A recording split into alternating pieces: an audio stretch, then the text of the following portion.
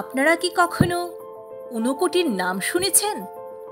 যদি না শুনে থাকেন তাহলে ভারতের সবচেয়ে আকর্ষণীয় এবং রহস্যময় স্থানগুলোর মধ্যে একটি মিস করেছেন। ঊনকোটি হচ্ছে উত্তর পূর্ব ভারতের ত্রিপুরা রাজ্যের একটি প্রাচীন তীর্থস্থান।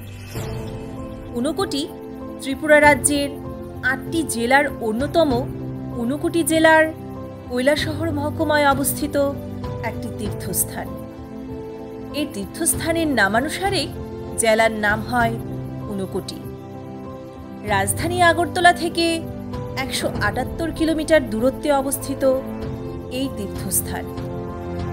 কৈলাসহর থেকে ৮ কিলোমিটার দূরে পাহাড় জঙ্গল ঘেরা রঘুনন্দন পর্বতশ্রেণীতে অবস্থিত এই তীর্থস্থান।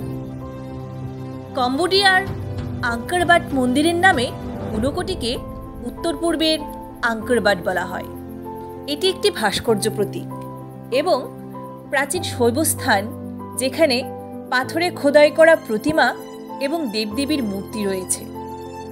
ঊনকোটি শব্দের আক্ষরিক অর্থ ১ কোটির থেকে কম। স্থানীয় ভাষায় একে বলে সুব্রাইখুম। জানা যায় যে এখানে ৯৯,৯৯,৯৯৯টি মূর্তি পাওয়া গেছে। ২০২২ সালে এটিকে ইউনেস্কোর বিশ্ব ঐতিহ্যবাহী স্থানের তালিকায় রাখা হয়েছিল। ঊনকোটিকে আরও আকর্ষণীয় করে তোলে এর উৎপত্তি এবং উদ্দেশ্য ঘিরে রহস্য। এই ভাস্কর্যগুলো কে তৈরি করেছিলেন এবং কেন? এগুলো কত পুরনো এবং এগুলো কিসের প্রতিনিধিত্ব করে? ঊনকোটির সাথে সম্পর্কিত কিংবদন্তি এবং পৌরাণিক কাহিনী কি? এগুলো জানতে হলে অবশ্যই চোখ রাখুন আমার পরবর্তী ভিডিওতে।